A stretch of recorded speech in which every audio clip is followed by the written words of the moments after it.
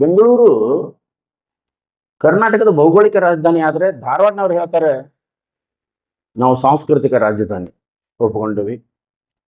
ಆದರೆ ವಿಜಯಪುರ ಕರ್ನಾಟಕದ ಐತಿಹಾಸಿಕ ರಾಜಧಾನಿ. ನಮ್ಮ ವಿಜಯಪುರದಲ್ಲಿ ಇರುವಷ್ಟು ದೇವಸ್ಥಾನಗಳು ಬೇರೆ ಎಲ್ಲೂ ಇಲ್ಲ. ಪ್ರತಿ ಊರು ಪ್ರತಿ ಹಳ್ಳಿಗೆ ಲೆಕ್ಕಿಲಾದಷ್ಟು ದೇವಾಲಯಗಳು. ಬಟ್ ನಮ್ಮ ವಿಜಯಪುರಕ್ಕಿರುವಂತಹ ಬೇರೆ ಬೇರೆ ಹೆಸರುಗಳು ಎಲ್ಲಕ್ಕಿಂತ ಹೆಚ್ಚಾಗಿ ನಾವು ಐತಿಹಾಸಿಕ ನಗರಿ ಅಂತ ಕರಿತೀವಿ. ಬೆಂಗಳೂರು ಕರ್ನಾಟಕದ ಭೌಗೋಳಿಕ ರಾಜಧಾನಿ ಆದರೆ ಧಾರವಾಡನವ್ರು ಹೇಳ್ತಾರೆ ನಾವು ಸಾಂಸ್ಕೃತಿಕ ರಾಜಧಾನಿ ಒಪ್ಪಿಕೊಂಡಿವಿ. ಆದರೆ ವಿಜಯಪುರ ಕರ್ನಾಟಕದ ಐತಿಹಾಸಿಕ ರಾಜಧಾನಿ.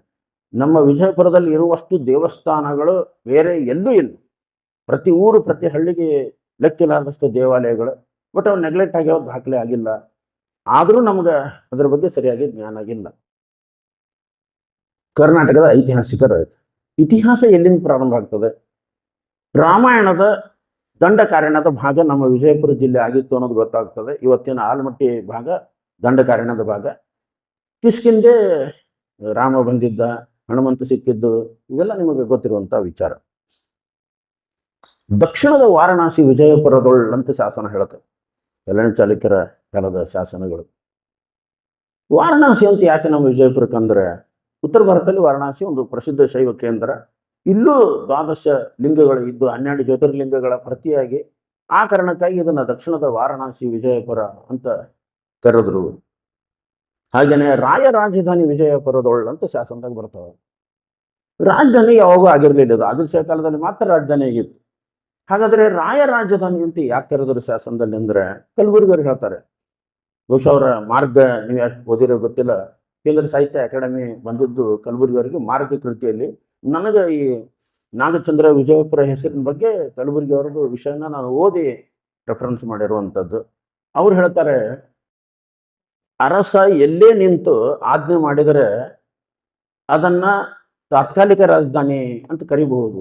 ಅವ್ರು ಇನ್ನೂ ಸುಪೀರಿಯರ್ ವರ್ಡ್ ಯೂಸ್ ಮಾಡ್ಯಾರ ಅಲ್ಲಿ ಶಾಸನದಲ್ಲಿ. ಏನಂದ್ರೆ ನೆಲವೀಡು ಅಂತ ಕರೀತಾರೆ.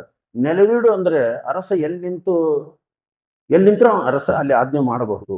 ಈಗ ಹಂಗೆ ನಮ್ಮ ರಾಜ್ಯದ ಮುಖ್ಯಮಂತ್ರಿ ಬೆಂಗಳೂರಿನಾಗಟ್ಟೆ ಮುಖ್ಯಮಂತ್ರಿ ಅಲ್ಲ, ಅವರು ಇಲ್ಲಿ ಬಂದ್ರೂ ಮುಖ್ಯಮಂತ್ರಿ ಇಲ್ಲೂ ಆಜ್ಞೆ ಮಾಡಬಹುದು. ಬೆಂಗಳೂರಿನಾಗ ಜಿಲ್ಲೆಗೆ ಪ್ರಧಾನಿ ಅಲ್ಲ. ಹಂಗೆ ಇಲ್ಲಿ ಬಹುತೇಕ ಎಲ್ಲರ ಕಾಲದಲ್ಲಿ ಪಲ್ಲವರು ಹಿಡ್ಕೊಂಡು ರಾಷ್ಟ್ರಕೂಟರು, ಕಲ್ಯಾಣ ಚಾಲುಕ್ಯರು, ಕಲ್ಯಾಣದ ಕಲಚೂರಿಗಳು, ಯಾದವರು, ಹೊಯ್ಸಳರು, ವಿಜಯನಗರದವರು ಅವರ ಅಧೀನ ಭಾಗ ಆಗಿತ್ತೆ ಹೊರತು ರಾಜಧಾನಿ ಆಗಿರಲಿಲ್ಲ. ಇದು ರಾಜ ಇಲ್ಲಿ ಬಂದಾಗ ಮಂಡಲಾಧೀಶ ಆಜ್ಞೆ ಮಾಡಿದ್ದರಿಂದ ಇದನ್ನು ನೆಲವೀಡು ಅಂತ ಕರೆದ್ರು. ನೆಲವೀಡನ್ನು ರಾಜಧಾನಿಗೆ ಹೋಲಿಸೋ ಪ್ರಯತ್ನ ಮಾಡಲಾಗಿದೆ ಅಂತ ಕಲಬುರಗಿಯವರು ತಮ್ಮ ಮಾರ್ಗದಲ್ಲಿ ಹೇಳ್ತಾರೆ. ಇದು ನೆಲವೀಡಾಗಿತ್ತು, ಮಂಡಲ ಆಗಿತ್ತು, ಹಳ್ಳಿಯಾಗಿತ್ತು, ಅನೇಕ ವರ್ಷ ಹಳ್ಳಿ. ಇಂಡಿ ತಾಲೂಕಿನಾಗ ತದ್ದೆವಾಡಿ ಅಂತ ಬರ್ತದೆ. ಈಗ ಅದು ಮೊದಲನೇ ಹೆಸರು ತರ್ದವಾಡಿ. ಅದು ಡಾಕ್ಟರ್ ಎಸ್ ಕೆ ಕೊಪ್ಪ ಅದ್ರ ಬಗ್ಗೆ PhD ಮಾಡ್ತಾರೆ. ಭಾಳ ದೊಡ್ಡ ಯಾರ ಸಂಶೋಧನೆ ಮಾಡ್ತಾರೆ ವಿಜಯಪುರದವರು, ಕಲಬುರಗಿಯವರ ಮಾರ್ಗ ಮತ್ತು ಕೊಪ್ಪ ಅವರ ತರ್ದವಾಡಿ ನಾಡು ಒಂದು ಅಧ್ಯಯನ ಓದಲಾರದೆ ರಿಸರ್ಚ್ಗೆ ಇಳಿಬಾರ್ದು. ಅಷ್ಟು ಅದ್ಭುತ ಕೃತಿಗಳು. ಅವ್ರು ಹೇಳ್ತಾರೆ ಆ ಕೃತಿಯಲ್ಲಿ, ತರ್ದವಾಡಿ ಸಾಸಿರ ಅಂತ ಅಂತಾರೆ. 12ನೇ ಶತಮಾನ ಕನ್ನಡ ಬೇರೆ, 17ನೇ ಶತಮಾನ ಕನ್ನಡ ಬೇರೆ, ಇವತ್ತಿನ ಕನ್ನಡ ಬೇರೆ. ಸಾಸಿರ ಅಂತ ಕರೆದ್ರು, ಸಾವಿರ ಅಂತದ್ದು. ಬಟ್ ನನಗೆ ಸಿಕ್ಕ 14 ಶಾಸನದಲ್ಲಿ ಇದು ವಿಜಯಪುರ ಅಂತ ಸಿಕ್ತು. ಜೊತೆಗೆ ನಾಗಚಂದ್ರ ಬರೆದಂಥ ಮಲ್ಲಿನಾಥ ಪುರಾಣದಲ್ಲಿ ಸ್ಪಷ್ಟವಾಗಿ ಹೇಳ್ತಾರೆ ಅವರು. ನಾಗಚಂದ್ರ 19ನೇ ತೀರ್ಥಂಕರ ಬಗ್ಗೆ ಒಂದು ದೇವಸ್ಥಾನ ಕಟ್ತಾರೆ ಅವರು. ನಿಜ ವಿಬೋಧ ಎಂಬ ಸಫಲ ಮಾಹಿತಿಯೇ ಮಲ್ಲಿ ಜೀನೇಂದ್ರ ಗೇಹಮ ವಿಜಯಪುರಕ್ಕೆ ಅಲಂಕಾರವಾಗಿ ಮಾಡಿಸಿ ಅನ್ನುವ ಶಬ್ದವೇ ಇವತ್ತು ಈ ಊರು ವಿಜಯಪುರ ಆಗಲಿಕ್ಕೆ ಬಹುದೊಡ್ಡ ಕಾರಣ, ಸಾಹಿತ್ಯಿಕ ಆಧಾರ. 14 ಶಾಸನ ಅದಾವ್ರಿ ಸೌತ್ ಇಂಡಿಯನ್ ಇನ್ಸ್ಟಿಟ್ಯೂಷನ್ ವ್ಯಾಲ್ಯೂಮ್ದಾಗ. ಜಲಮಂಟಪ ನರಸಿಂಹ ದೇವಾಲಯ ಅಂತ ಅಲ್ಲಿ ಶಾಸನಗಳು. ನಾವು GS ಗಾಯಿ ಅವರನ್ನು ನೆನೆಸ್ಬೇಕು. ಗಾಯಿ ಬ್ರಿಟಿಷ್ ಕಾಲದ ಆರ್ಕಿಯಾಲಜಿಕಲ್ ಡಿಪಾರ್ಟ್ಮೆಂಟದ ಅಧಿಕಾರಿ. ಅವರನ್ನು ಲಂಡನ್ ಕರಿತಿದ್ರು ನೋಡ್ರಿ ಉಪನ್ಯಾಸಕ್ಕೆ. ಒಟ್ಟು ಜಾಣ ಡಾಕ್ಟರ್ GS ಗಾಯಿ. ಅವ್ರು ಇರೋದ್ರಿಂದನೇ ಎಲ್ಲ ಶಾಸನ ಹುಡುಕಾಡಿ ಅವರು ಬ್ರಿಟಿಷ್ ಅಧಿಕಾರಿಗಳಿಗೆ ಕೊಟ್ಟರು. South Indian institution value. ಈಗೇನು ಪೆಂಡಾಲ್ ಗಾಯಿ ಇದ್ದಲ್ಲ, ಗಾಯಿ ಅವ್ರ ರಿಲೇಷನ್ ಅವ್ರು GS ಗಾಯಿ. ಕರ್ನಾಟಕ ಯೂನಿವರ್ಸಿಟಿದು VC ಆಗಿದ್ರು ಇತ್ತೀಚೆಗೆ ಗಾಯಿ ಅಂತ ಆ ಮನೆತನದವರು. ಜಾಣ ಮನೆತನ ಅವೆಲ್ಲ ಗಾಯಿ ಫ್ಯಾಮಿಲಿದವರು. GS ಗಾಯಿ ಅವರ ಕೆಲಸ ಬಹಳ ದೊಡ್ಡದ ಈ ಶಾಸನದಲ್ಲಿ. ಹೀಗಾಗಿ ಬಯಲು ಸೀಮೆಯ ನಾಡು, ಭೌಗೋಳಿಕವಾಗಿ ನಮ್ಮದು ಬಯಲು ಸೀಮೆ ನಾಡು ಅಂತ ಕರೀತಾರೆ. ಎಲ್ಲಿ ಬೇಕಾದಲ್ಲಿ ಆರಾಮ್ ಕ್ರಿಕೆಟ್ ಆಡ್ಬೋದು ನೀವು. ದೋಣಿ ನದಿ ಒಳಗೆ ಕ್ರಿಕೆಟ್ ಆಡ್ಬೋದು ಅಂತ ಹೇಳಿದ್ರು ಮಂದಿ. ಯಾಕೆಂದ್ರೆ ವರ್ಷಕ್ಕೆ ಒಂದು 2 ತಿಂಗಳು ಮಳೆ ಬರ್ತದೆ, ಉಳಿದ ಟೈಮ್ನಾಗ ಏನೇನು ಇರೋದಿಲ್ಲ. ಅದು ಗೋರಿಗಳ ನಗರ. ಬ್ರಿಟಿಷರು ಇದಕ್ಕೊಂದು ಸಿಟಿ ಆಫ್ ಟೌನ್ಸ್ ಅಂತ ಹೆಸರು ಕೊಟ್ಟರು. ಇಂಡಿ ತಾಲೂಕು ಭೀಮಾ ತೀರ ಎಷ್ಟು ದೊಡ್ಡ ಕೊಡುಗೆ ಕೊಟ್ಟೋದು ಗೊತ್ತದೆ ನಿಮ್ಗೆ. ಕರ್ನಾಟಕ ವಿಶ್ವವಿದ್ಯಾಲಯದ ಮೊದಲ ಕುಲಪತಿ ಆದ್ಯ ಮನೆತನ ಜಾಗೀರ್ದಾರರು. ಆದ್ರೆ ಅವ್ರು ಧಾರವಾಡದವ್ರು ಪಕ್ಕದವರು ಬರೀ ಒಡೆಯರ ಹೆಸರು ಹೇಳ್ತಾರೆ. ಒಡೆಯರ್ಕ್ಕಿಂತ ಮೊದಲು ಕೆಲಸ ಮಾಡೋದವ್ರು ಜಾಗೀರ್ದಾರ ಹೇಳೋದಿಲ್ಲ. ಶ್ರೀರಂಗರು ಧಾರವಾಡನ ಕೆಲಸ. ನಮ್ಮ ಬಿಜಾಪುರ ಆದ್ಯ ಮನೆತನದವರು. ಅವರು ಚಿಂಪಲಿಂಗನವರು, ಕಲಬುರ್ಗಿ ಅವರು, ಕಾಪ್ಸೆ ಅವರು ಎಲ್ಲ ಅದೇ ಭಾಗದವ್ರು ಇದ್ದಾರೆ. ಮೊದಲ ರಾಮಾಯಣ 11ನೇ ಶತಮಾನದಲ್ಲಿ ನಾಗಚಂದ್ರ ಕೊಟ್ರೆ ಉಳಿದವ್ರು ಬರೀತಾರೆ ನೋಡಿದೆ. 3-4 ಶತಮಾನ ಬರೀಲೇ ಇಲ್ಲ ಯಾರು. ಮತ್ತೆ 2ನೇ ರಾಮಾಯಣ ಬರೆದವರು ನರಹರಿ ತೊರವೆ ರಾಮಾಯಣ ಬರೆದದ್ದು. ಒಂದು ಜೈನ ದೃಷ್ಟಿಕೋನದ ರಾಮಾಯಣ, ಇನ್ನೊಂದು ವೈಷ್ಣವ ದೃಷ್ಟಿಕೋನದ ರಾಮಾಯಣ. ಮೇತ್ರಿ ಅವರು, ಮಲ್ಲಿಕಾರ್ಜುನ ಮೇತ್ರಿ ಕಂಪ್ಯಾರಿಸನ್ ಸ್ಟಡಿ ಮಾಡ್ಯಾರ ಅದ್ರ ಬಗ್ಗೆ. 2 ರಾಮಾಯಣ ಬಗ್ಗೆ ಓದ್ರಿ ಲೇಖನ. ಅದು ಇದ್ರೊಳಗದ ಹುಡುಕು ದೀಪದೊಳಗೆ. ದೇವ ನಿರ್ಮಿತ ನಗರ ವಿಜಯಪುರ. ಯಾರು ಅಂದ್ರೆ ಹಂಗಾರ ನಾಗಚಂದ್ರ ಹೇಳಿತ್ತು. ಬಹುಶಃ ನಾಗಚಂದ್ರಿಗೆ ಯಾವುದು ಇದಾಗ್ಯದ ಅಂತಂದ್ರೆ ಬೃಹಸ್ಪತಿ ಅಂತ ಬರ್ತಾರೆ ಇಡೀ ದೇಶದೊಳಗೆ. ನಲ್ಲಿ ಭಾಸ್ಕರಾಚಾರ್ಯರ ಬಗ್ಗೆ ಬರ್ತದೆ. ಸಿದ್ದೇಶ್ವರಪ್ಪನವರು ಇಬ್ಬರು ಒಂದೇ ಊರವರು. ಬಿಜ್ಜರಿಗೆ ಅಂತ ಇವತ್ತು ಏನೋದಲ್ಲ, ಬಿಜ್ಜನ ವೀಡು ಅಂತ ಕರೀತಾರೆ ಅವರು. ಅದು ಶಾಸನದಲ್ಲಿ ಸಿದ್ದೇಶ್ವರಪ್ಪನವ್ರು ಹೇಳಿದ್ಕೊಂಡೆ ಇಮಿಡಿಯೇಟ್ಲಿ ಸಿದ್ದರಾಮಯ್ಯ ಸರ್ಕಾರ 1 ಕೋಟಿ ಹಣ ಕೊಟ್ಟು ಮಹಿಳಾ ವಿಶ್ವವಿದ್ಯಾಲಯದಲ್ಲಿ ಈ ಭಾಸ್ಕರಾಚಾರ್ಯ ಪೀಠ ಮಾಡಿದೆ. ವರ್ಷಕ್ಕೆ ಒಂದೇ ಕಾರ್ಯಕ್ರಮ ಮಾಡ್ತಾರೆ ಅವರು, ಯಾರಿಗೂ ಗೊತ್ತಲ್ಲಾರ್ದಂಗೆ. ಭಾಸ್ಕರರ ಪರಿಚಯ ಇರಲಿಲ್ಲ, ಯಾಕಂದ್ರೆ ಅವ್ರು ಇಲ್ಲಿ ಇದ್ದಿದ್ದಿಲ್ಲ, ಇಲ್ಲಿ ಹುಟ್ಟಿ ಬೆಳೆದಿದ್ದಿಲ್ಲ. ಬಟ್ ಅವ್ರು ಉತ್ತರ ಭಾರತಕ್ಕೆ ಹೋಗಿ ಕುಲಪತಿಗಳಾಗಿ ಲೀಲಾವತಿ ಅಂತ ಗ್ರಂಥ ಬರೆದ್ರು. ಆದರೆ ಒಂದು ಸುಳ್ಳು ಹೇಳಲಿಕ್ಕೆ ಹೋಗ್ಬೇಡದು, ಏನಂತಂದ್ರೆ ಶೂನ್ಯ ಕಂಡಿಡದ ಭಾಸ್ಕರಾಚಾರ್ಯ ನಮ್ಮ ವಿಜಯಪುರದವರು ಅಲ್ಲ. ಗುಪ್ತ ಸಾಮ್ರಾಜ್ಯದ 1ನೇ ಭಾಸ್ಕರರು ಶೂನ್ಯ ಕಂಡಿಡದ್ದು. ಕೆಲವರು ಅಲ್ಲಿ ಗುಪ್ತ ಇನ್ನೊಬ್ಬನ ಹೆಸರು ಬರುತ್ತಲ್ಲ, ಬ್ರಹ್ಮಗುಪ್ತ ಕಂಡಿಡದ ಶೂನ್ಯ. ಎಷ್ಟು ಲೆಕ್ಚರ್ ಹೇಳಬೇಕಲ್ಲಿ ನಾರಾಯಣ ಬಾಬನಗರ್ ಅದಾರ. ಬಟ್ ನಮ್ಮ ಭಾಸ್ಕರಾಚಾರ್ಯ ಶೂನ್ಯ ಕಂಡಿಡದವ್ರಲ್ಲ. ಲೀಲಾವತಿ ಗ್ರಂಥ ಬರೆದ್ರು, ಅದ್ಭುತ ಮ್ಯಾಥಮೆಟಿಷಿಯನ್ ಅವರು. ಇಲ್ಲಿ ಇದ್ದಿದ್ದಿಲ್ಲ ಅವರು, ಹಿಂಗಾಗಿ ಹೆಚ್ಚು ಪರಿಚಯ ಆಗಲಿಲ್ಲ ಅವರು. ಅವರನ್ನು ಕೊಟ್ಟಂತಹ ಜಿಲ್ಲೆ ಈ ಥರದ್ದು. ಇನ್ನು ಬಸವಣ್ಣವ್ರು ಇದ್ದಾರೆ, ಬರ್ತೀನಿ ಆ ವಿಚಾರಕ್ಕೆ ಬಂದಾಗ. ನಾಡಿಗೆ ಜಗತ್ತಿಗೆ ಶ್ರೇಷ್ಠ ವ್ಯಕ್ತಿಯನ್ನು ಕೊಟ್ಟಂಥ ಜಿಲ್ಲೆ ನಮ್ಮ ಬಸವನು ಉದಯಿಸಿದ ನಾಡು, ಶರಣರ ನಾಡು. ಸಿದ್ದೇಶ್ವರಪ್ಪನವರು ಬರೀತಾರೆ ಒಂದು ಕಡೆ ಮುನ್ನುಡಿಯಲ್ಲಿ, ವಿಜಯಪುರ ಶರಣರ ನಾಡು ಅಂತ. ಅದ್ಭುತವಂತ ಮಕ್ಕಳ ಸಾಹಿತ್ಯವನ್ನು ಕೊಟ್ಟಂಥ ಜಿಲ್ಲೆ. ಸಾಕಷ್ಟು 20-25 ಹೆಸರು ನಮ್ಮ ವಿಜಯಪುರಕ್ಕೆ ಇವೆ ಅಂತ ಅನ್ನುವಂಥ. ಈಗ ನಾನು ಸಬ್ಜೆಕ್ಟಕ್ಕೆ ಬರ್ತೇನೆ. ಇದನ್ನು ಆಳಿದಂಥವ್ರು ಯಾರ್ಯಾರು? ಪಲ್ಲವರ ಅಧೀನದ ಒಂದು ಭಾಗ ಆಗಿತ್ತು ಅದು. ಬಟ್ ನಮಗೆ ಅವಾಗೇನು ದಾಖಲೆ ಸಿಗೋದಿಲ್ಲ. ಪಲ್ಲವರ ನಂತರ ಇದನ್ನು ಬಾದಾಮಿ ಚಾಲುಕ್ಯರು ಆಳ್ವಿಕೆ ಮಾಡ್ತಾರೆ. ಬಾದಾಮಿ ಚಾಲುಕ್ಯರು ಈ ಊರಿನ ಮೇಲೆ ಸಾಧಿಸಿದ ವಿಜಯದಿಂದ ಇದು ವಿಜಯಪುರ ಅಂತ ಆಗಿತ್ತು. 8ನೇ ಶತಮಾನದಾಗೆ ಇದು ವಿಜಯಪುರ ಆಯಿತು. ದಾಖಲೆ ಇದ್ದಿದ್ದಿಲ್ಲ. 7-8ನೇ ಶತಮಾನಕ್ಕೆ ಇದು ವಿಜಯಪುರ ಅಂತ ಆಯ್ತು. ನಮಗೆ ಪ್ರಥಮ ದಾಖಲೆ ಸಿಗುವುದು ದೇವ್ರಿಪ್ಪರಿಗಿಗೆ ಅಂತೀಗ ದೇವೂರು ಅಂತ ಒಂದು ಊರು ಬರುತ್ತೆ. ನಾನು ಶಾಸನ ಓದ್ದೆ. ನಾನು ಡಾಕ್ಟರ್ ಶೈಲ ದೇಶಪಾಂಡೆ ಕಾರ್ ಮಾಡ್ಕೊಂಡು ಹೋದೇವಿ. ನನಗೆ ಆ ಶಾಸನ ಹುಡುಕಾಡಬೇಕಾಗಿತ್ತು. ಯಾಕಂದರೆ ವಿಜಯಪುರ ಅಂತ ಹೇಳುವ ಸಿಕ್ಕಿರುವ ಪ್ರಾಚೀನ ಶಾಸನ ದೇವರ ಒಳಗಿಂದು ಶಾಸನ 1029, ಅಲ್ಲಿ ಇದನ್ನು ವಿಜಯಪುರ ಅಂತ ಹೇಳ್ತದೆ. ಅದು ನಾನು ದಾಖಲೆ ಮಾಡಿ ಸರ್ಕಾರಕ್ಕೆ ಕೊಡುವಲ್ಲಿ ನನಗದು ಹೆಲ್ಪ್ ಆಯಿತು. ವಿಚಿತ್ರ ಅಂದರೆ ಆ ಊರನ್ನ ಮಂದಿ ಆ ಗುಡಿ ಕಟ್ಟಿ ಕಂಪೌಂಡ್ ಕಟ್ಟರಲ್ಲ, ಕಂಪೌಂಡ್ ಹೊರಗದದು ಶಾಸನ. ಅದನ್ನು ಒಳಗೆ ತೊಗೊಂಡು ಕಟ್ಟಿದ್ರೆ ಎದ್ದು ನಿಂದಿರಿಸಿದ್ರೆ ಆಗ್ತಿತ್ತು. ನೀವು ನಂಬರಿ ಬಿಡ್ರಿ, 4 ಮಂದಿ ಅಳಿಗಾಡಿಸಿದ್ರಲ್ಲ, 8 ಮಂದಿ ಅಳಿಗಾಡಿಸಿದ್ರು ಅದು ಶಾಸನ ಅಳಿಗಾಡಿದ್ರು. ಅಟ್ಟು ದೊಡ್ಡದದ, JCBನೇ ಬೇಕು ಅದಕ್ಕೆ. ಒಳಗಿಟ್ಟಿದ್ರೆ ಎದ್ದು ನಿಂದಿರಿಸಿದ್ರೆ ಚಲೋ ಆಗ್ತಿತ್ತು. ಶಾಸನಗಳ ಸ್ಥಿತಿನೇ ಹಂಗದ. ವಿಜಯಪುರ ಅಂತ ನಮ್ಗೆ ಅಲ್ಲಿರುವಂಥ ಶಾಸನ. ರಾಷ್ಟ್ರಕೂಟರದ ಮೊದಲನೇ ಶಾಸನ ಸಿಗುತ್ತದೆ, ಅದರೊಳಗೆ ವಿಜಯಪುರದ ಉಲ್ಲೇಖ ಇದ್ದಿಲ್ಲ. ಇಲ್ಲಿ ಸಿಕ್ಕಿರುವ ಶಾಸನ ರಾಷ್ಟ್ರಕೂಟರದು. ಆಮೇಲೆ ಅದು 10ರ ಕಲ್ಯಾಣಿ ಚಾಲುಕ್ಯರ ಶಾಸನ, ಅಲ್ಲಿ ಉಲ್ಲೇಖ. ಬಾದಾಮಿ ಚಾಲುಕ್ಯರ ಕಾಲಕ್ಕೆ ಹೆಸರಾಗಿ ಕಲ್ಯಾಣಿ ಚಾಲುಕ್ಯರ ಕಾಲಕ್ಕೆ ಸಿಗುತ್ತದೆ. ಬಾದಾಮಿ ಚಾಲುಕ್ಯರು ಆಳ್ವಿಕೆ ಮಾಡಿದರು. ನಾನು ಇಡೀ ಅಷ್ಟು ತಾಲೂಕಿಗೆ ಹೋಗಂಗಿಲ್ಲ, ವಿಷಯ ಬಹಳ ಆಗ್ತದೆ. 2 ಸಾಲು ಬಾದಾಮಿ ಚಾಲುಕ್ಯರ ಬಗ್ಗೆ ನಮ್ಮ ಜಿಲ್ಲೆಯವರವರು. ಒಂದು ಕಪ್ಪೆ ಆರ್ಭಟನ ಶಾಸನ, ಸಾಧುಂಗೆ ಸಾಧು ಮಾಧುರಂಗೆ ಮಾಧುರ್ಯ, ಬಾದಿಪ್ಪ ಕಲಿಗೆ ಕಲಿಯುಗ ವಿಪರೀತನ ಅಂತ ಹೇಳಿದ್ದು. ಕರ್ನಾಟಕದ ಜನರ ಸ್ವಭಾವ ಹೇಳುವಂಥ ಶಾಸನ ಅದು. ವಿಜಯಪುರ ಜನರ ಸ್ವಭಾವನು ನಮ್ಮದು ಸ್ವಭಾವ. ನಾವು ಹೆಂಗದೇವಿ? ಸಾಧುಂಗೆ ಸಾಧು ಮಾಧುರ್ಯಂಗೆ. ಯಾರು ಒಳ್ಳೆಯವರು ಅದಾರ ಅವ್ರು ಒಳ್ಳೆಯವರು, ಯಾರು ಕೆಟ್ಟವರು ಅದಾರ ಅವರಿಗೆ ಕೆಟ್ಟವರು. ಮಾಧವ ನೀತ ಪೆರೆಯಲ್ಲ, ಸಾಕ್ಷಾತ್ ಪರಮಾತ್ಮ ಅಂತ ಶಾಸನ ಹೇಳ್ತದೆ. ಕಪ್ಪೆ ಆರ್ಭಟ ಒಬ್ಬ ಸೈನ್ಯಾಧಿಕಾರಿ, ಅವನು ಅರಸ ಅಲ್ಲ. ಇನ್ನೊಂದು ವಿಜ್ಜಿಕೆ ಅಂತ ಬರ್ತಾಳೆ, ಇಮ್ಮಡಿ ಪುಲಕೇಶಿಯ ಸೊಸೆ. ಸಂಸ್ಕೃತದಲ್ಲಿ ಆಕೆ ಕೌಮುದಿ ಮಹೋತ್ಸವ ಸಾಹಿತ್ಯವನ್ನು ಬರೀತಾಳೆ. ನೋಡ್ರಿ, ಯಾರು ಹೇಳ್ತಾರೆ ಅವ್ರ ಬಂದ ಮೇಲೆ ಕಲಿಲಾಕ ಚಾಲು ಮಾಡಿದೇವಿ, ಇವ್ರು ಬಂದ ಮೇಲೆ ನೀರು ಕುಡಿಲಾಕ ಚಾಲು ಮಾಡಿದೇವಿ, ಅವ್ರು ಬಂದ ಮೇಲೆ ಗುಡಿ, ಎಲ್ಲ ಬೋಗಸು. ಈ ದೇಶದ ಹೆಣ್ಣು ಮಕ್ಕಳು ವೇದ ಉಪನಿಷತ್ ಕಾಲದಾಗಿನೇ ಅವರು ವೇದವನ್ನು ಬಲ್ಲವರಾಗಿದ್ದರು. ಪ್ರತಿ ಅರಸು ಮನೆತನದಲ್ಲಿ ಒಬ್ಬ ಹೆಣ್ಮಗಳ ಸಾಹಿತ್ಯ ರಚಿಸ್ತಾಳೆ ಅಂದರೆ ಶಿಕ್ಷಣ ಇಲ್ಲಾರದೇನೆ ಸಾಹಿತ್ಯ ರಚಿಸಿದ್ಲ. ನೀವು ವಿಜಯನಗರಕ್ಕೆ ಬರ್ರಿ, ನೀವು ಮಧುರಾ ವಿಜಯ ಅಂತ ಬರ್ತದೆ. ಇವನು ಮುಸ್ಲಿಮರ ಕಾಲದಲ್ಲೇನೂ ಬಿಜಾಪುರದವರು ಎಜುಕೇಟೆಡ್ ಇದ್ರು, ಚಾಂದ್ ಬೇಬಿ ಹಿಡ್ಕೊಂಡು. ಸಂಖ್ಯೆ ಕಡಿಮೆ ಇತ್ತು, ಇಲ್ಲ ಅಂತ ನಂಗಿಲ್ಲ. ಸಂಸ್ಕೃತದಲ್ಲಿ ಸಾಹಿತ್ಯ ಬರೀತಾಳೆ ಆಕೆ. ಇವು ಒಂದು ಐಹೊಳೆಯ ಪ್ರಶಸ್ತಿ ಶಾಸನ, ಇಮ್ಮಡಿ ಪುಲಕೇಶಿಯ ಸಾಧನೆಯನ್ನು ಹೇಳುವಂಥದ್ದು ಇಸ್ವಿ. ಇವು ಅವರ ಬಹುದೊಡ್ಡ ಕೊಡುಗೆ. ಇದು ಎಲ್ಲ ನಿಮ್ಗೆ ಸ್ಮಾರಕ ಗೊತ್ತಿರುವಂಥದ್ದು. ರಾಷ್ಟ್ರಕೂಟರದು ನೆಕ್ಸ್ಟ್ ಅಳಿದ್ದು. ಬಾದಾಮಿ ಚಾಲುಕ್ಯರ ನಂತರ ರಾಷ್ಟ್ರಕೂಟರು ಬಂದರು. ಚಾಲುಕ್ಯರನ್ನ ಸರಿಸಿ ಮತ್ತೆ ರಾಷ್ಟ್ರಕೂಟರನ್ನ ಸರಿಸಿ ಚಾಲುಕ್ಯರೇ ಬರ್ತಾರೆ. ಕಲ್ಯಾಣದ ಚಾಲುಕ್ಯರು. ರಾಷ್ಟ್ರಕೂಟಕ್ಕೂ ವಿಜಯಪುರಕ್ಕೆ ಏನು ಸಂಬಂಧ? ಮೂರನೇ ಕೃಷ್ಣ ಅಂತ ಬರ್ತಾನೆ ರಾಷ್ಟ್ರಕೂಟರಲ್ಲಿ. ಮಳಖೇಡ ಅವ್ರದ್ದು ರಾಜಧಾನಿ ಆಗಿತ್ತು. ಪ್ರಾರಂಭದಾಗ ಪ್ರತಿಷ್ಠಾನಪುರ ಅಂತಿತ್ತು, ಈಗ ಪೈಠಣ ಆಗಿದ್ದಂಥದ್ದು. ಮಳಖೇಡದಲ್ಲಿ ಹೋದ್ರೆ ಅನ್ಸೋದೇನಿದೊಂದು ರಾಜಧಾನಿ ಅಂತ, ಅಟ ಸಣ್ಣ ಹಳ್ಳಿ ಅದು. ಇಲ್ಲಿ ಸಾಲುಟಿಗೆ ಒಳಗೆ ಒಂದು ವಿಶ್ವವಿದ್ಯಾಲಯ ಇತ್ತು ಅನ್ನೋದು ಗೊತ್ತಾಗ್ತದೆ. ನಾರಾಯಣ ಅಂತ ಅನ್ನುವಂಥದ್ದು ಒಬ್ಬರು ಅಧಿಕಾರಿ ಭೂಮಿ ಕೊಟ್ಟು ಅದಕ್ಕೆ ವಿಶ್ವವಿದ್ಯಾಲಯ ಮಾಡಿದ್ರು. ಸಾಲು ಪಾವಟಿಗೆ ಅದು, ಆ ಸಾಲಿಗೆ ಇರುವಂಥ ಪಾವಟಿಗೆಯಿಂದ ಸಾಲು ಪಾವಟಿಗೆ ಹೋಗಿ ಸಾಲುಟಿಗೆ ಆಯಿತು ಅನ್ನುವಂಥದ್ದು. ಅದೊಂದು ಘಟಿಕ ಸ್ಥಾನ. ಪದ ಅರ್ಥ ಮಾಡ್ಕೋಬೇಕು ಅದನ್ನು.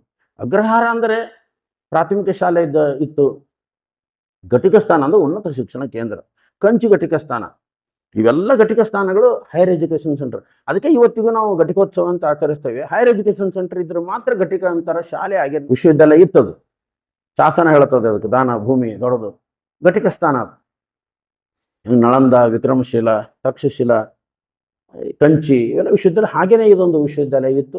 ಈಗ ಅದು ಸರಿಯಾಗಿ ಕನ್ನಡ ಶಾಲೆನೂ ಇಲ್ಲ ಅಲ್ಲಿ. ಸಾಲುಟಿಗೆ ವಿಶ್ವವಿದ್ಯಾಲಯ ಇದ್ದಂಥ ಕಾಲ ಅದು. ನಂತರ ಕಲ್ಯಾಣಿ ಚಾಲುಕ್ಯರು ಹೆಚ್ಚು ಕೆಲಸ ಮಾಡಿದ್ದು ಇಲ್ಲಿ ಶಾಸನ ದೇವಸ್ಥಾನ ಸಿಗೋದು ಕಲ್ಯಾಣಿ ಚಾಲುಕ್ಯರು. ಕಲ್ಯಾಣದ ಕಲಚೂರಿಗಳು 6ನೇ ವಿಕ್ರಮಾದಿತ್ಯನ ಕಾಲದ ಶಾಸನ ಸಿಗ್ತಾವೆ. ದೇವಸ್ಥಾನ ಎಲ್ಲ ಅವ್ರ ಕಾಲದಲ್ಲೇ ಹೆಚ್ಚು ಸಿಗ್ತಾವೆ. ಕಲ್ಯಾಣದ ಕಲಚೂರಿಗಳ ಬಗ್ಗೆ ಒಂದು ಮಾತು ಹೇಳೋದು. ಸಂಶೋಧನಾತ್ಮಕ ವಿಚಾರ ಅಷ್ಟೇ ಹೇಳ್ತೇನೆ ನಾನು, ಎಲ್ಲ ಇತಿಹಾಸ ಹೇಳ್ಕೊಂಡ್ಕೊಂಡಿರೋದಿಲ್ಲ, ಗೊತ್ತಿರೋವಂಥದ್ದು ನಿಮಗೆ. ಏನು ದೇವಸ್ಥಾನ ಅದು ಎಲ್ಲ ಕಲ್ಯಾಣಿ ಚಾಲುಕ್ಯರ ಕಾಲದ್ದು, ಯಾದವರ ಕಾಲದ್ದು, ಸೇವಣರ ಕಾಲದ ದೇವಸ್ಥಾನ ಇದ್ದಾವೆ, ಶಾಸನಗಳಿರುವಂಥದ್ದು. ಒಂದು 3 ದೇವಸ್ಥಾನ ಅಷ್ಟೇ ಹೇಳ್ತೇನೆ ನಾನು. ದೊಡ್ಡ ಲಿಸ್ಟ್ ಅದು ಎಷ್ಟು ದೇವಸ್ಥಾನ ಅನ್ನೋದು ಮೇಡಮ್ ಕೊಟ್ಟಾರೆ. ಇಲ್ಲಿ ಅತ್ಯಂತ ಪ್ರಾಚೀನ ದೇವಸ್ಥಾನದಲ್ಲಿ ಜಲಮಂಟಪ ನರಸಿಂಹ ದೇವಾಲಯ ಅಂತ ಬರ್ತದೆ ಶಾಸನದಲ್ಲಿ. ಅಲ್ಲೇನೆ ವಿಜಯಪುರ ಅಂತ ಉಲ್ಲೇಖದ 14 ಶಾಸನ ವಿಜಯಪುರ ಅಂತ ಹೇಳ್ತವೆ. ಇವತ್ತಿನ ಜಿಲ್ಲಾಧಿಕಾರಿಗಳ ಕಚೇರಿಯಿಂದ ಜುಮ್ಮಾ ಮಸ್ತಿಗೇನು ಹೊಳತಿರಲ್ಲ, ವಾಟಿಗಳು ಹೊಡೆದಾರಲ್ಲ, ಅಲ್ಲಿತ್ತದು ಜಲಮಂಟಪ ನರಸಿಂಹ ದೇವಾಲಯ. ಸ್ವಯಂಭೂ ಸಿದ್ದೇಶ್ವರ, ನೀವು ಮ್ಯೂಸಿಯಂಗೆ ಹೋಗ್ರಿ, ಸ್ವಯಂಭೂ ಸಿದ್ದೇಶ್ವರ ಅಂತ ಒಂದು ಶಾಸನ ಸಿಗುತ್ತದೆ. ಆ ನಂತರ ಇದು ವಿಜಯಪುರ ಯಾರ ಕಡೆ ಹೋಯಿತು? ಬಹಮನಿ ಸುಲ್ತಾನ್. ನಿಮಗೊತ್ತು 1336ರಲ್ಲಿ ವಿಜಯನಗರ ಸಾಮ್ರಾಜ್ಯ ಸ್ಥಾಪನೆ ಆದರೆ 1347ರಲ್ಲಿ ಬಹಮನಿ ಸಾಮ್ರಾಜ್ಯ ಸ್ಥಾಪನೆ ಆಯಿತು. ಕಳೆದ ಗುಲ್ಬರ್ಗ ಇತ್ತು. ಮುಂದದು ಭಾಳ ದಿವಸ ನಿಂದಿರಲಿಲ್ಲ ಗುಲ್ಬರ್ಗ ಮನೆತನ ಅಂತ ಹೇಳ್ಕೊಳ್ಳೋ ಅರಸರು ಬರಲೇ ಇಲ್ಲ. ಮೊಹಮ್ಮದ್ ಗವಾನ್ ಅಂತ ಒಬ್ಬ ಮಂತ್ರಿ ಇದ್ದು, ಜಾಣ. ನೀವು ನಂಬರಿ ಬಿಡ್ರಿ, ಅರಸೊತ್ತಿಗೆ ಕಾಲದಲ್ಲಿ ಜಾಣ ಇದ್ದವರು ಅರಸರಿಗಿಂತ ಮಂತ್ರಿಗಳು. ಈಗ ಮಂತ್ರಿಗಿಂತ ಸೆಕ್ರೆಟರಿಗಳು ಜಾಣ. ಈಗ ಮಂತ್ರಿ ದಡ್ಡ ಅದಾವ, ಸೆಕ್ರೆಟರಿ ಜಾಣ ಅದಾರ. ಅವಾಗ ಅರಸರು ದಡ್ಡಿದ್ರು, ಮಂತ್ರಿಗಳು ಜಾಣ ಇದ್ರು. ಮಂತ್ರಿಗಳಿಗೆ ಎಷ್ಟು ಜಾಣ ಅಂದ್ರೆ ಅರಸರಕ್ಕಿಂತ ಅವರಿಂದನೇ. ಬಸವಣ್ಣವ್ರು ತಗೊಳ್ರಿ, ಬಿಜ್ಜಳನ ಯಾರು ಕೇಳ್ತಿದ್ರಿ? ಎಲ್ಲಿ ಕಾಶ್ಮೀರದಿಂದ ಕಲ್ಯಾಣಕ್ಕೆ ಹುಡ್ಕೊಂಡ್ಬರ್ತಾರೆ, ಕೇಳ್ತಾರೆ ಯಾರು? ಅರಸರಿಗೆ ಹೇಳ್ತಾರೆ, ಯಾರು ಕಾಶ್ಮೀರದಿಂದ ಬಂದರೆ ಆ ಸ್ಥಾನದಾಗ ನಾಳೆ ಪ್ರೊಡ್ಯೂಸ್ ಮಾಡ್ರಿ ಅವ್ರನ್ನ. ಅವ್ರಿಗೆ ಹೇಳಿ ಅವ ತನ ಅರಸ ಬಿಜ್ಜಳು, ನನ್ನ ಹೆಸರು ನೋಡ್ರಿ ಎಲ್ಲಿ ತನ ಅದ? ಕಾಶ್ಮೀರ ತನ. ಕೇಳಿದ್ರು ಏನು ಬೇಕು ಹೇಳು? ನಾನು ನಿಮ್ಮನ್ನ ಭೇಟಿ ಆಗಕ್ಕೆ ಬಂದಿಲ್ಲ, ಬಸವಣ್ಣವ್ರ ಭೇಟಿ ಆಗಕ್ಕೆ ಬಂದೆ ನಾನು. ಗಂಗರ ಮನಿತನ ತಗೋರಿ ನೀವು. ಚಾವುಂಡರಾಯನಟ್ಟು ಜಾಣರು ಯಾರಿದ್ದು? ಬಹಮನಿ ಒಳಗೆ ಜಾಣಿದ್ದರು ಮೊಹಮ್ಮದ್ ಗವಾನ್. ಸಾಹಿತಿ, ಚಿಂತಕ, ತನ್ನ ಸ್ವಂತ ರೊಕ್ಕದೊಳಗೆ ವಿಶ್ವವಿದ್ಯಾಲಯ ಕಟ್ಟಿದರು ಮೊಹಮ್ಮದ್ ಗವಾನ್. ಹೋಗಿ ಅದನ್ನು 3 ಅಂತಸ್ತಿನ ರೆಸಿಡೆನ್ಷಿಯಲ್ ವಿಶ್ವವಿದ್ಯಾಲಯ ಸ್ವಂತ ಖರ್ಚಿನ ಕಟ್ಟಿದವನ್ರಿ ನಾವು ಪುಣ್ಯಾತ್ಮ ಮೊಹಮ್ಮದ್ ಗವಾನ್. ಮತ್ತು ಆರ್ಥೋಡಿಕ್ಸ್ ಮುಸ್ಲಿಮ್ ಇದ್ದ, ಇಲ್ಲ ನಂಗಿಲ್ಲ. 2 ಕೃತಿ ಬರೀತಾನೆ. ಸ್ವಂತ ಲೈಬ್ರರಿ, ಇಷ್ಟೆಲ್ಲ ಮಂತ್ರಿ ಸೈನ್ಯಾಧಿಕಾರಿ, ಸ್ವಂತ ಲೈಬ್ರರಿ ಒಳಗೆ 3000 ಗ್ರಂಥ ಇದ್ದು. ಈಗೂ ಹೋಗ್ರಿ, ಮೊಹಮ್ಮದ್ ಗವಾನ್ ಮೆಮೋರಿಯಲ್ ಲೈಬ್ರರಿ ಅಂತ ಅದು ಬೀದರ್ೊಳಗೆ. ನಾ ಹೋಗಿ ನೋಡಿದ್ದೇನೆ. ಬಟ್ ಎಲ್ಲ ಉರ್ದು ಪರ್ಷಿಯನ್ ಗ್ರಂಥವು. ಅಂಥ ಜಾಣ ಈ ಅರಸರು ಅವನನ್ನು ಸರಿಯಾಗಿ ಅರ್ಥ ಮಾಡ್ಕೊಳ್ಳಲ್ಲ. ಬಿಜಾಪುರದ ಗವರ್ನರ್ ಇದ್ದವ ಮೊಹಮ್ಮದ್ ಗವಾನ್. ಕಾಲ ಯಾವುದು? 1473 ಇಂಥ ಸಂದರ್ಭದಲ್ಲಿ 81 ತನ ಇದ್ರದ್ದು ಗವರ್ನರ್ ಇದ್ದ. ಯೂಸುಫ್ ಅವ್ರ ಅಂಡರ್ನ್ಯಾಗ ಸೈನ್ಯಾಧಿಕಾರಿ ಇದ್ದ. ಇಂತಹ ವ್ಯಕ್ತಿಯನ್ನ ಬಹಮನಿ ಸುಲ್ತಾನರು ಸಂಶಯ ಪಟ್ಟ ಅವನಿಗೆ ಮರಣದಂಡನೆ ಶಿಕ್ಷೆ ಕೊಡ್ತಾರೆ. ಆಂಧ್ರದ ಕೊಂಡಪಲ್ಲಿ ಅಂತೇನು ಅಲ್ಲಿ ಗಲ್ಲಿಗೇರಿಸ್ತಾರೆ. ಆವಾಗ ಯೂಸುಫು 81ರಿಂದ 89 ತನಕ ಬಹಮನಿಯ ನೆನಪಿಗೆ ಆಳ್ವಿಕೆ ಮಾಡ್ತಾನೆ. ಮುಂದೆ 89ರಾಗ ಈ ಆದಿಲ್ ಶಾಹಿ ಮನೆತನ ಅಂತ ಸ್ಥಾಪಿಸ್ತಾನೆ. ಆದಿಲ್ ಅಂದ್ರೆ ನಿಮ್ಗೆ ಗೊತ್ತಿರಬೇಕು, ಪರ್ಷಿಯನ್ ಭಾಷೆ ಅದು. ಆದಿಲ್ ಅಂದ್ರೆ ನ್ಯಾಯ ಅಂತ ಅರ್ಥ, ಜಸ್ಟಿಸ್, ನ್ಯಾಯಪರ ಸುಲ್ತಾನರು. ಇನ್ನು ಅನೇಕ ತಪ್ಪುಗಳು ಇದರೊಳಗೆ ಸೇರುವಂತ ನಾನು ನಿಮ್ಗೆ ಮೊದಲೇ 3 ಮಂದಿ ಸುಲ್ತಾನರು ಖಾನ್ ಅವರು, ಶಾಹಿ ಅಲ್ಲ. ಆದಿಲ್ ಖಾನ್, ಇಸ್ಮಾಯಿಲ್ ಖಾನ್, 3ನೇದು ಕೊಂಡಿ ಮಲಿಕ್ ಅವನು. ಮೊದಲನೇ 3 ಮಂದಿ. ಒಂದು ವಿಚಾರ ಮಾಡೋಣ, ಮೊದಲನೇ 3 ಮಂದಿ ಗೋರಿ ಇಲ್ಲಿಲ್ಲ ಈ ಊರೊಳಗೆ. ಅವ್ರಿಗೆ ಇನ್ನೂ ಗುಲ್ಬರ್ಗಾದ ಬಗ್ಗೆನೇ ಪ್ರೀತಿ ಇತ್ತು. ಯಾದಗಿರಿ ಜಿಲ್ಲೆಯ ಶಾಪುರ ತಾಲೂಕಿನ ಗೂಗಿ ಅಂತದ. ಮೊದಲೇ 3 ಮಂದಿ ಅಲ್ಲೇ ಗೂಗಿ ಒಳಗೆ ಅದ. ಯಾಕಂದ್ರೆ ಅವ್ರ ಆಸೆ ಚಂದಾ ಹುಸೇನಿ ದರ್ಗಾ ಬಾಜುಕ್ ನಮ್ಮನ್ನ ಗೋರಿ ಮಾಡಬೇಕು ಅಂತ ಅನ್ನೋದು ಅವರದ ಆಸೆ ಇತ್ತು. ಇದು ಈ ವಿಜಯಪುರದ ಸಂಕ್ಷಿಪ್ತ ರಾಜಕೀಯ ಇತಿಹಾಸ ಅರ್ಧ ಭಾಗ. ಇನ್ನು ನೆಕ್ಸ್ಟ್ ನಾನು ಸಾಹಿತ್ಯಕ್ಕೆ ಬರ್ತೇನೆ. ಸಾಹಿತ್ಯ ವಿಮರ್ಶನ ಮಾಡೋದಿಲ್ಲ, ಯಾಕಂದ್ರೆ ನಾನು ವಿಮರ್ಶೆ ಮಾಡುವಷ್ಟು ಜಾಣ ಅಲ್ಲ. ಬರೀ ನಿಮಗೊಂದು ಐತಿಹಾಸಿಕ ಮಾಹಿತಿಯನ್ನು ಕೊಡಬಹುದು. ಶಾಸನಗಳಲ್ಲಿ ಸಾಹಿತಿಗಳ ಉಲ್ಲೇಖ ಆಗ್ತದೆ, ಅವರ ಕೃತಿಗಳು ಸಿಗೋದಿಲ್ಲ. ಆದ್ರೆ ಅವರು ಈ ಜಿಲ್ಲೆಯ ಸಾಹಿತಿಗಳು ನೋಡ್ರಿ. ಶಾಸನದಲ್ಲಿ ಮೋರಡಿ ಚಾವುಂಡಮಯ್ಯ ಅಂತ ಬರ್ತಾನೆ, 1715ರ ಸಾಹಿತಿ. ಜಕ್ಕಯ್ಯ ಅಂತ ಬರ್ತಾನೆ, 1732ರ ಸಾಹಿತಿ. ಬಾವೂರ್ ಅಂತ ಊರು ಬರ್ತದೆ ಮುದಿಬೇಳ ತಾಲೂಕಿನ. ವೈದ್ಯನಾಥ್ ಅಂತ ಸಾಹಿತಿ ಬರ್ತಾನೆ. ಇವರ ಯಾರ ಕೃತಿನೂ ನಮಗೆ ಲಭ್ಯ ಇಲ್ಲ. 1775ರಲ್ಲಿ ಈತ ಮುದಿಬೇಳ ತಾಲೂಕಿನ ಕೊಪ್ಪದವನವನು. ರೇಚನ ಭಟ್ಟ ಅಂತ ಬರ್ತಾರೆ 1140ರಾಗ, ದೇವರನಾವದಿಗೆ ಗ್ರಾಮದವರವರು. ಹೊರೆಯ ನೀಲಯ್ಯ ಅಂತ ಬರ್ತಾನೆ 1176ನಾಗ, ಇವರು ಬಾಗೇವಾಡಿ ತಾಲೂಕಿನ ಇಂಗ್ಲೇಶ್ವರದವರು. ಬೆಡಗಿನ ಸೋಮ, ವಾಮನ ಅಂತ ಒಬ್ಬರು ಸಾಹಿತಿ ಬರ್ತಾರೆ 1206ನಾಗ, ಬಾಗೇವಾಡಿ ತಾಲೂಕಿನ ಮಂಕಣಿ ಅಂತ ಗ್ರಾಮದವರವರು. ಗೋಪಿರಾಜ ಅಂತ ಬರ್ತಾರೆ. ಇವರೆಲ್ಲ ಶಾಸನ ಸಾಹಿತಿಗಳು. ಇವರ ಕೃತಿಗಳು ನಮಗೆ ಲಭ್ಯ ಇಲ್ಲ. ಶಾಸನದಾಗ ಅವರ ಹೆಸರದ ಅಷ್ಟೇ.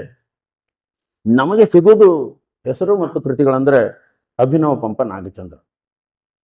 ನೋಡಿ, ಒಂದು ಈಗಾಗಲೇ ಫೇಮಸ್ ಯಾರ ಹೆಸರು ಅದಾರ, ನಾನು ಅವ್ರ ಥರ ಅಂತ ಹೇಳ್ಕೊಳ್ಳೋದು ಒಂದು ಪರಂಪರೆ ಇತ್ತು. ಇವ್ರ ಹೆಸರ ನಾಗಚಂದ್ರ. ಇದೇ ವಿಜಯಪುರದವರು. ಬಾಬಾನಗರ ಮತ್ತು ಬಿಜ್ಜರ್ಗಿಗೆ ಸಂಬಂಧ ಇತ್ತು ಇವರು. ಮೊಮ್ಮಕ್ಕಳ ಶಾಸನ ಅಲ್ಲಿ ಸಿಗ್ತಾವೆ. ಹೊಯ್ಸಳದ ವಿಷ್ಣುವರ್ಧನ ಆಸ್ಥಾನ ಕರೆದ್ರೆ ಹೋಗ್ಲಿಲ್ಲ ಇವರು. ಸ್ವಲ್ಪ ಸ್ವಾಭಿಮಾನಿ ಕವಿ, ಶ್ರೀಮಂತ ಕವಿ. ಅವರು ತಮ್ಮನ್ನೇ ತಾವು ಕೃತಿಯೊಳಗೆ ಏನು ಬರ್ಕೋತಾರಂದ್ರೆ, ಅಭಿನವ ಪಂಪ ನಾಗಚಂದ್ರ ಒಂದು ರಾಮಾಯಣ ಬರೆದಿದ್ದು, ರಾಮಚಂದ್ರ ಚರಿತ ಪುರಾಣ, ಇನ್ನೊಂದು ಮಲ್ಲಿನಾಥ ಪುರಾಣ 19ನೇ ತೀರ್ಥಂಕರ ಬಗ್ಗೆ ಕೃತಿ ಬರೀತಾರೆ. ಅದರಾಗಿಂದ ಒಂದೇ ಸಾಲು ಹೇಳ್ತೇನೆ, ಅದನ್ನು ಓದಿ ಅರ್ಥ ಮಾಡ್ಕೊಳ್ಳೋದು ನೆವರ್ ಪಾಸಿಬಲ್. ಕನ್ನಡ ಪ್ರಾಧ್ಯಾಪಕರಿಗೆ ಅಷ್ಟು ಅದ್ಭುತ ಸಾಹಿತ್ಯ, ಅಷ್ಟು ಅದ್ಭುತವಾದಂಥ ವಾಕ್ಯ ರಚನೆ ಅವ್ರದ್ದು. ಅದು ಹೆಂಗೆ ಬರೆದ್ರೋ ಗೊತ್ತಿಲ್ಲ. ಈಗ ವಿಶ್ವವಿದ್ಯಾಲಯದಲ್ಲಿ ಕಲಿತು PhD ಆದವರು ಅವ್ರ ಬಗ್ಗೆ ಹೆಚ್ಚು ಮಾತಾಡೋದಿಲ್ಲ. ಇವ್ರು ಎಲ್ಲೂ ಕಲಿಯೋದು ಇಷ್ಟು ಅದ್ಭುತ ಸಾಹಿತ್ಯ ಹೇಗೆ ಬರೆದ್ರು? ಕುಮಾರವ್ಯಾಸಂದು ಸರ್ ಕಡೆ ನಾನು ಕೇಳ್ತಿದ್ದೆ, ಅವ್ರಿಗೆಲ್ಲ ಎಲ್ಲಿ ಶಿಕ್ಷಣ ಸಿಕ್ತು ಇಷ್ಟು ಅದ್ಭುತವಾಗಿ ಬರೆಯುವಂಥದ್ದು? ಕುಮಾರವ್ಯಾಸ ಸರ್ ಗಮಕ ಓದು ಹೊತ್ನ್ಯಾಗ ಹೆಂಗೆ ಬರ್ತಾರೆ, ಹೆಂಗೆ ವರ್ಣನೆ ಇತ್ತು ಅಂತನ್ನುವಂಥದ್ದು. ಹಾಗೆಯೇ ಇವ್ರದ್ದು ಕೂಡ ಸಾಹಿತ್ಯ. ರಾಮಚಂದ್ರ ಚರಿತ ಪುರಾಣ, ಮಲ್ಲಿನಾಥ ಪುರಾಣ ಸಿಕ್ಕಾವ. ನಮಗೆ ಕಂತಿ ಹಂಪನ ಸಮಸ್ಯೆ ಸಿಗುವುದಿಲ್ಲ. ಇಲ್ಲಿ ಕಂತಿ ಯಾರು? ಜೈನ ಕವಿ. ಜೈನರೊಳಗೆ ಹಿರಿಯ ಹೆಣ್ಮಕ್ಳಿಗೆ ಕಂತಿ ಅಂತಾರಂತ ಕೆಲವರು ಹೇಳಿದರು. ಕಂತಿ ಕನ್ನಡದ ಮೊದಲ ಮಹಿಳಾ ಕವಿ ಅಂತ ಚರ್ಚೆ ಅದ. ಇಬ್ಬರು ಜಗಳಾಡಿದರೆ ಸಾಹಿತ್ಯ ಕೃತಿ ಆಗ್ತದಂದ್ರೆ ಎಷ್ಟು ಅರ್ಥಪೂರ್ಣ ಜಗಳ ಇರಬೇಕು. ಕಂತಿ ಹಂಪನ ಸಮಸ್ಯೆ ಯಾರು? ನಾಗಚಂದ್ರ ಮತ್ತು ಕಂತಿ ಚರ್ಚೆ ಮಾಡಿದ್ದೇ ಒಂದು ಕೃತಿ, ಕಂತಿ ಹಂಪನ ಸಮಸ್ಯೆ ಕೃತಿ ಅದು. ಅಂದ್ರೆ ಅಷ್ಟು ನೀವು ಅನುಭವ ಮಂಟಪದಲ್ಲಿ ಬಸವಣ್ಣವರು ಮತ್ತು ಅಕ್ಕಮಹಾದೇವಿ ಚರ್ಚೆ ಮಾಡ್ತಾರೆ, ನೀವು ನೋಡ್ಬೇಕು ಅದನ್ನು. ಎಷ್ಟು ಅರ್ಥಪೂರ್ಣವಾದಂಥ ಕೃತಿ ಆಗೋ ಮಟ್ಟದ ಚರ್ಚೆ ಅವರದೆಲ್ಲ. ನಮಗೆ ಸಿಗಲಾರದ ಕೃತಿ ಅಂದ್ರೆ ಜಿನ ಮುನಿತನಯ ಸಿಗುವುದಿಲ್ಲ, ಜಿನಾಕ್ಷರ ಮಾಲೆ ಸಿಗುವುದಿಲ್ಲ, ಯೋಗಾಮೃತ ಸಿಗುವುದಿಲ್ಲ, ಕಾಮನ ಕಾಳಗ, ಈ ಕೃತಿಗಳು ನಮ್ಮ ನಾಗಚಂದ್ರ ಕೃತಿಗಳು ಸಿಗೋದಿಲ್ಲ. ಅವು ಹುಡುಕಾಡಬೇಕಾಗಿದೆ. ಇನ್ನು ನಾನು ಅದೇ ಹೇಳ್ದಲ್ಲ, ನಾವು ಹಿತ್ತಲ ಗಿಡ ಮದ್ದಲ್ಲಂತ ಇವ್ರ ಬಗ್ಗೆ ಕೆಲಸ ಮಾಡೋದವ್ರು ಎಲ್ಲಿ ನೋಡ್ರಿ, ವಿಜಯ ದಬ್ಬೆ ಬೆಂಗಳೂರು ಯೂನಿವರ್ಸಿಟಿ ಪ್ರಾಧ್ಯಾಪಕರವರು PhD ಮಾಡ್ತಾರೆ. ತೊರವೆ ನರೇಯರ ಬಗ್ಗೆ PhD ಮಾಡಿದವರು ನಾವು ಬಿಜಾಪುರದವರು ಅಲ್ಲ, ಬೇರೆದವ್ರು. 2 PhD ಕೆಲಸ ಆಗಿದೆ ಅಂತ ಅನ್ನೋವಂಥದ್ದು. ನಾಗಚಂದ್ರನ ಕೃತಿಯ ಒಂದು ಸಾಲ ನಾನು ಆಗಲೇ ಹೇಳಿದನು, ನಿಜ ವಿಬೋಧ ಸಫಲ ಮಾಹಿತೇನೆ ಮಲ್ಲಿ ಜೀನೇಂದ್ರ ವಿಜಯಪುರಕ್ಕೆ ಅಲಂಕಾರವಾಗಿ ಮಾಡಿಸಿ ಅಂತ ಬರೆಯುವುದಲ್ದೇ ಸ್ವಾಭಿಮಾನಿ ಕವಿ ಅಂತ ಯಾಕೆ ಕರೆದ್ರೆ ಅವನಂತಂದ್ರೆ, ನೋಡ್ರಿ ಸಾಲು ಹೇಳ್ತದೆ, ಜಿನಪತಿ ಸಭೆಯೋಳ ಪೂಜ್ಯಂ ಅಂದ್ರೆ ತನ್ನ ಪರಿಚಯ ತಾನೇ ಮಾಡ್ತಾನೆ ನಾಗಚಂದ್ರ. ಜಿನಪತಿ ಸಭೆಯೋಳ ಪೂಜ್ಯಂ, ಮುನಿಪತಿ ಸಭೆಯೋಳ ಪದಾರ್ಥ ನಿಪುಣಂ, ವಿದ್ವಜ್ಜನ ಸಭೆಯೋಳ ಮಾನ್ಯಂ, ಸಜ್ಜನ ಸಭೆಯೋಳ ಚಾರು ಚರಿತಂ, ಅಭಿನವ ಪಂಪ ಈ ನಾಗಚಂದ್ರ ಅಂತ ತನ್ನ ಬಗ್ಗೆ ತಾವು ಬರೀತಾರೆ. ಎಷ್ಟು ವಾಕ್ಯ ರಚನೆ ನೋಡ್ರಿ. ಇದು ನಾಗಚಂದ್ರನ ಸಾಹಿತ್ಯದ ಬಿರುದುಗಳು. ಭಾರತೀ ಕರ್ಣಪುರ, ಕವಿತಾ ಮನೋಹರ, ವಿದ್ಯಾಧರ, ಚತುರ ಕವಿ ಜನಾಸ್ಥಾನ ಪ್ರದೀಪ, ಸಾಹಿತ್ಯ ಸರ್ವಜ್ಞ, ಸೂಕ್ತಿ ಮುಕ್ತಾವಸಂತ, ಆದಿಕವಿ, ಕವಿ ಕುಲಗುರು, ಪಂಪರಾಜ ಮತ್ತು ಅಭಿನವ ಪಂಪ ಇಷ್ಟು ಬಿರುದುಗಳು ಆ ವ್ಯಕ್ತಿ ಬಗ್ಗೆ ಈ ಥರ ವಿಜಯಪುರಕ್ಕೆ ಅನೇಕ ಆದಿಲ್ಶಾಹಿ ಪೂರ್ವದ ಇತಿಹಾಸ ಇದೆ. ಪ್ರತಿ ಊರಿಗೆ ಹೋಗ್ರಿ ನೀವು ಎಲ್ಲಿಲ್ಲ ದೇವಸ್ಥಾನ ಹೇಳಿ, ಎಂತಿಂಥ ಅದ್ಭುತ ದೇವಸ್ಥಾನ. ಚಟ್ರಕ್ಕೆ ಅಂತಂದು ಊರದು, ಚಟ್ಟೂರಕ್ಕೆ ಶಾಸನದಾಗ ಹೋದೆ ನಾನು. ಅಲ್ಲಿ ಒಳಗೆ ಹೋದೇವಿ, ನೋಡಿದೆವು. ಹೊಯ್ಸಳರ ದೇವಸ್ಥಾನ ನೋಡ್ದಂಗೆ ಆಗ್ತದೆ ನೀವು. ಚಟ್ರಕ್ಕೆ ದೇವಸ್ಥಾನ ಇಲ್ಲೇ ದೇವ್ರಪುರಿಗಿಂತ 14 ಕಿಲೋಮೀಟರ್ ಒಳಗದ ಹೋಗ್ರಿ, ಭಾಳ ಅದ್ಭುತ ದೇವಸ್ಥಾನ. ನಿಂಬಾಳಕ್ಕೆ ಹೋಗ್ರಿ, ಹೊರತಿಗೆ ಹೋಗ್ರಿ, ಯಾವುದೇ ಊರಿಗೆ ಹೋದ್ರೂ ಅದ್ಭುತ ನಿಮ್ಗೆ ಪ್ರಾಚೀನ ದೇವಸ್ಥಾನ ಇವೆ. ಸ್ವಾತಂತ್ರ್ಯ ಹೋರಾಟಕ್ಕಾಗಿ ಪ್ರಾಣ ಕೊಟ್ಟವರ ನೆನಪಿಗಾಗಿ ಹುತಾತ್ಮ ವೃತ್ತ ಅಂತದ. ಕೊಟ್ನಾಳದ ಅಪ್ಪ ಮಗ ಗಲ್ಲಿಗೆ ಏರ್ತಾರ. ಇಡೀ ಸ್ವಾತಂತ್ರ್ಯ ಹೋರಾಟದಲ್ಲಿ ಗಲ್ಲಿಗೆ ಏರಿದವರ ನೆನಪಿಗಾಗಿ ಹುತಾತ್ಮ